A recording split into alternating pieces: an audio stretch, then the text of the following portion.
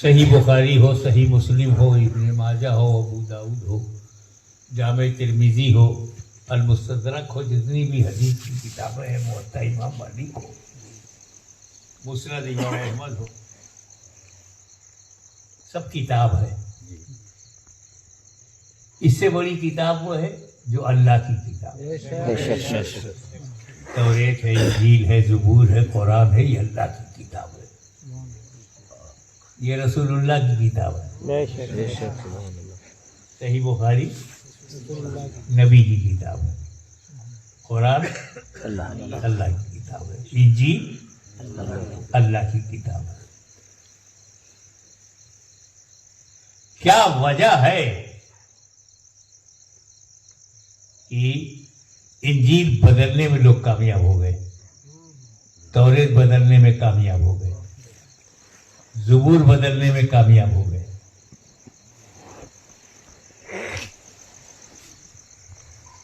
قرآن بدلنے میں آج تک کوئی کامیاب نہیں ہوا۔ مسلمان بدلنے میں کامیاب ہوئے، قرآن بدلنے میں کامیاب نہیں ہوئے۔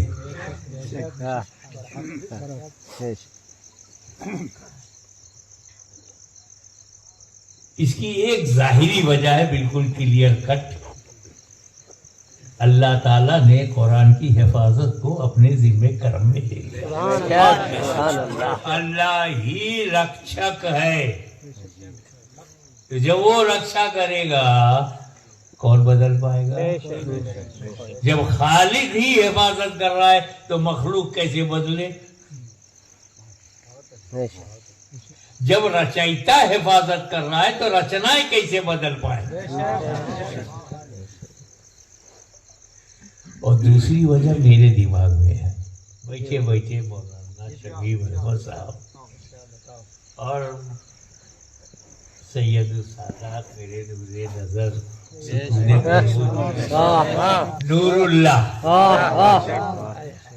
شاہ بخاری مدد الاولادی، بیٹھے بیٹھے میرے من میں آیا، کسی کتاب میں نہیں پڑھا تھا اس لیے بیان کر رہا ہوں پہلی بار۔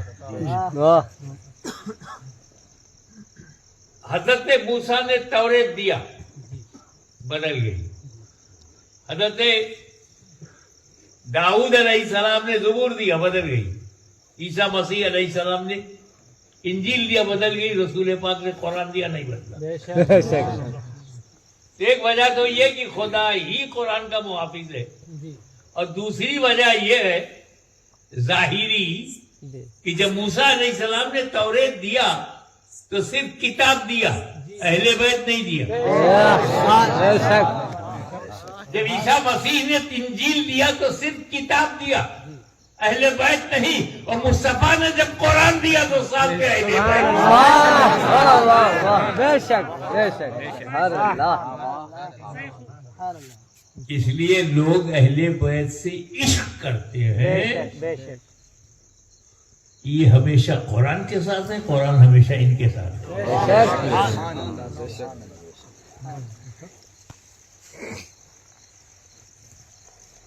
آپ قرآن بھی کہتے ہو اور حدیث بھی کہتے ہو، اور دونوں ایک ہی منہ سے نکلا ہے، منہ ایک ہے۔ حضور نے کچھ کہا اسے آپ نے قرآن کہہ دیا، حضور نے کچھ کہا اسے آپ نے حدیث کہہ دیا۔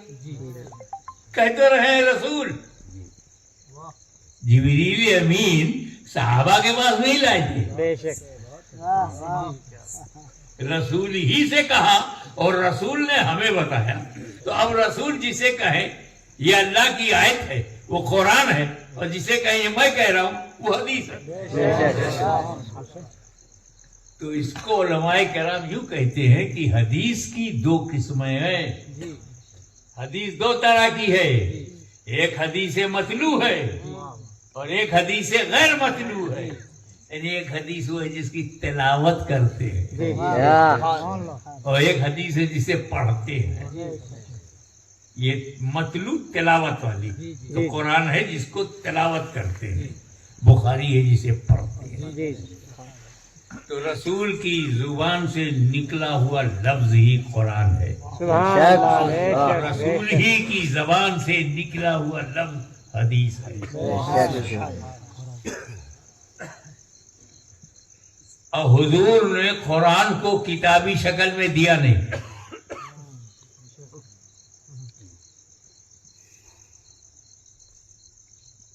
اور اپنے ارشادات بھی نہیں لکھوائے، بے شک، نہ قرآن لکھ کے دے رہے ہیں رسول، نہ حدیثیں لکھوا رہے ہیں رسول۔ اگر رسول پاک دسیوں صحابہ جو پڑھے لکھے تھے ان سے اپنی 1,00,000 حدیثیں لکھوا دیتے اور وہ 1,00,000 ہمارے پاس آ جاتی تو نہ کوئی ضعیف ہوتی، نہ کوئی منفصل ہوتی، نہ کوئی متصل ہوتی، نہ کوئی موضوع ہوتی، جی، اور نہ اتنی قسمیں ہوتی۔ بے شک۔ صحیح ہے تو صحیح لذات ہی ہے، لغیر ہی ہے، حسن ہے تو حسن لذات ہی ہے، غیر ہی ہے۔ یہ قسم محدثین کو جو کرنا پڑا اس لیے کہ رسول نے حدیث کی کتاب دی نہیں۔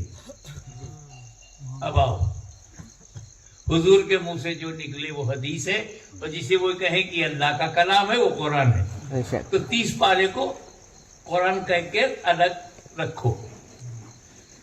بقیہ جو رسول بولتے تھے وہ حدیث، جو کرتے تھے وہ حدیث، اور جو ہونے دیتے تھے وہ بھی حدیث۔ خود نہیں کیا، خود نہیں کہا، مگر حضور کے سامنے کسی نے کیا، حضور نے روکا نہیں، وہ بھی بے شک، حدیث۔ بے شک، سبحان اللہ۔ اب کئے کروڑ حدیث ہوگی 23 سال میں۔ حضور گھر میں بات کر رہے ہیں وہ حدیث، ازواج مطہرات سے بات کر رہے ہیں وہ حدیث، صحابہ سے کہہ رہے ہیں وہ حدیث، خلوت میں تو حدیث، جلوت میں، میدان میں، مکان میں، بازار میں، جہاں پر مارے سب حدیث، جو منہ سے نکل رہا ہے سب، خیریت پوچھ رہے ہیں تو حدیث، عیادت میں گئے تو حدیث، احد میں گئے تو حدیث، بقی میں گئے تو حدیث، فجر ظہر اثر مغرب کے پہلے اور بعد حدیث۔ تو ایک دن میں اگر 50,000 بار فرمایا ہے تو 50,000 حدیث، 23 سال میں کئی کروڑ حدیث، اور جمع ہے کل 15-20 ہزار حدیث۔ 15-20 ہزار میں شریعت کیسے بتاؤ گے؟ کب رسول نے کیا کہا تھا، اس کے بعد کیا کہا، کب اجازت دیا تھا، کب منع کر دیا، اور کب کسی کام کو منع کیا تھا پھر اجازت دے دیا، یہ کیسے پتا چلے گا بخاری سے، یہ کیسے مسلم سے پتا چلے گا، کیسے ابن ماجہ سے پتا چلے گا؟ جو لوگ کہتے قرآن حدیث کافی ہے، ان سے پوچھو کیا تمام حدیثیں ہیں؟ قرآن کی تمام آیتیں ہمارے پاس ہیں، کیا رسول پاک کا فرمایا ہوا سارا کا سارا ہمارے پاس ہے؟ تو جو ہمارے پاس نہیں ہے وہ شریعت نہیں ہے۔ ایک صحابی نے نبی کریم سے کچھ سنا اور لے کے گاؤں چلا گیا تو وہ حدیث تو اس کے لیے ہے تو شریعت، اور اس کے علاوہ کسی نے جانا نہیں تو کاہے کو عمل کرے گا؟ حدیث کی حقیقت پہلے سمجھ لو تاکہ دھوسی آئے کوئی حدیث میں ہے، حدیث میں تو سمجھ جاؤ کمزور بنیاد سے بول رہا ہے، حضور کا قول اور ضعیف ہو۔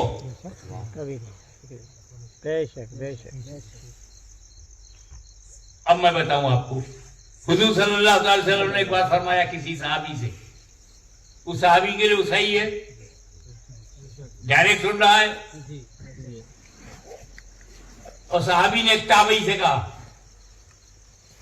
تو وہ بھی صحیح ہے، تابعی کے بعد کوئی گڑبڑ راوی آ گیا، اب حدیث ضعیف ہو گئی، ابھی جو صحیح چل رہی تھی یہ ضعیف ہو گئی، تو ضعیف حدیث نہیں ہے، ضعیف سند ہے، گڑبڑ سند میں ہے، گڑبڑ حدیث میں نہیں ہے۔ بے شک بے شک۔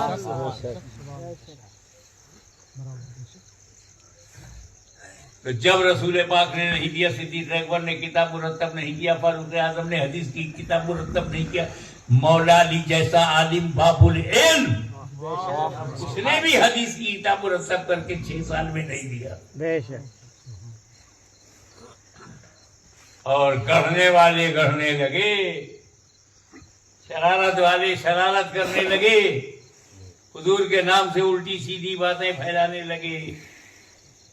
تب تقریباً 100-150 سال کے بعد, 200 سال کے بعد حدیث کو لوگوں نے جمع کرنا شروع کیا. تب تک نہ جانے کتنے سچوں کا انتقال ہو گیا تھا اور کتنے جھوٹے سماج میں تھے. ان میں سچا ڈھونڈنا. بے شک. جسے 3-4 لاکھ حدیثیں یاد ہوں, اسے 6666 حدیثیں لکھا ہے, اسے امام بخاری کہتے ہیں.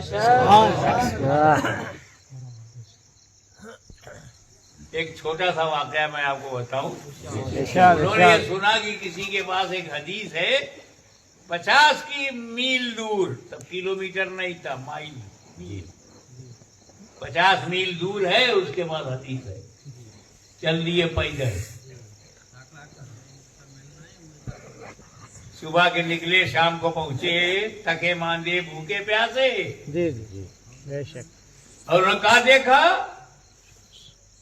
کہ وہ جو ہے جو آدمی جسے حدیث لینا ہے وہ اپنے کرتے کے دامن کو ایسے پھیلائے ہے اور بکری کو بلا رہا ہے, اور اس میں کچھ ہے نہیں, دھوکھا دے رہا ہے.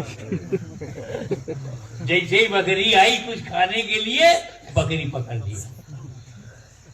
امام بخاری نے دیکھا یہ جانور کو دھوکا دیتا, اس سے میں کیسے حدیث لوں. بے شک بے شک. کہ اس میں نا پنگا ہو جائے, گڑبڑ ہو جائے. تو اتنی چھان بین کے بعد بے شک بے شک تکرار کو چھوڑ دیا جائے تو صحیح ترین احادیث کا جمع صحیحین کو جو کہا جاتا ہے, حضرت امام بخاری اور حضرت امام مسلم, صحیح بخاری صحیح مسلم. اور اسی لیے علماء نے کہا ہے کہ قرآن کے بعد اسلامی دنیا میں جو افضل الکتب ہے بعد الکتاب, وہ صحیح بخاری ہے.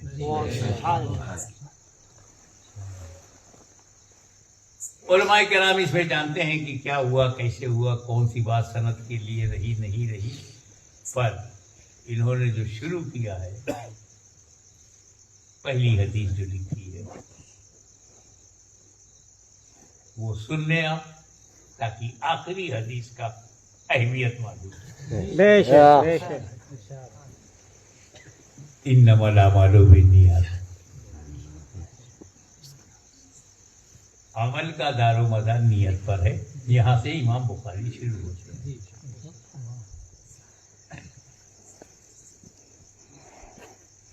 آپ نیت ہی نہ کریں اور نماز پوری پڑھ ڈالیں, نماز نہیں ہوگی. دل میں نیت ہو کم سے کم, اور نہیں ہے اور صرف آپ اٹھ بیٹھ رہے, رکوع سجدہ کر رہے, نہیں ہوگی. اور یہ بھی سمجھیے کہ نیت العمل خیر من عمل ہی, بے شک بے شک. عمل کی نیت عمل سے بھی بہتر ہے. آپ چاہو تو 24 گھنٹہ ثواب ہی ثواب کماؤ, 1 سیکنڈ آپ کا ثواب کے باہر نہیں جائے گا. آپ کھانا کھاؤ, آپ کپڑا پہنو, آپ کار چلاؤ, آپ بیوی کے پاس جاؤ, آپ بچوں سے ملو, آپ دکان چلاؤ, سب عبادت بن جائے. آپ بناتے نہیں کیونکہ آپ نیت کرتے نہیں. ارے بھائی میں اس لیے تجارت کرتا ہوں, میرے نبی نے تجارت کیا ہے, اب عبادت ہے. بے شک بے شک. حق کے زوجہ ادا میرے نبی نے کیا, میں بھی کر رہا ہوں, عبادت ہے. کھانا نبی نے کھایا, میں بھی کھا رہا ہوں, عبادت ہے. اب ہر چیز میں نیت کیوں نہیں کر لیتے؟ یہاں آپ آئے بغیر نیت کے چلے آئے, گھر سے بغیر نیت کے نکلے ہو. ارے نیت کر کے نکلتے کہ میں سادات بخاری کی بارگاہ میں عقیدت کا نظرانہ پیش کرنے جا رہا ہوں.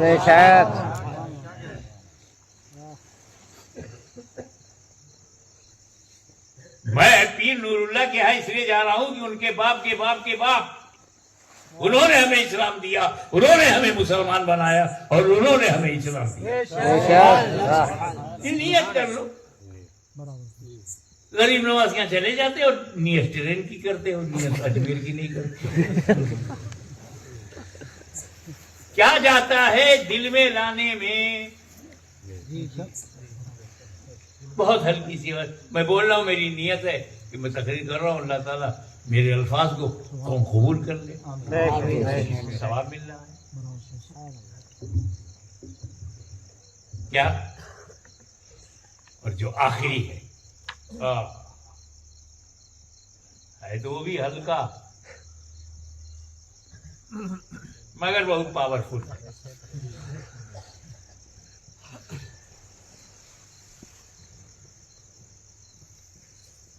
یہ حدثنا احمد بن اشاق قال حدثنا محمد بن فضیل بن عمارہ بن عن ابی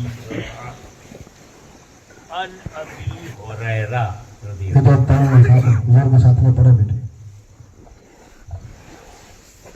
قال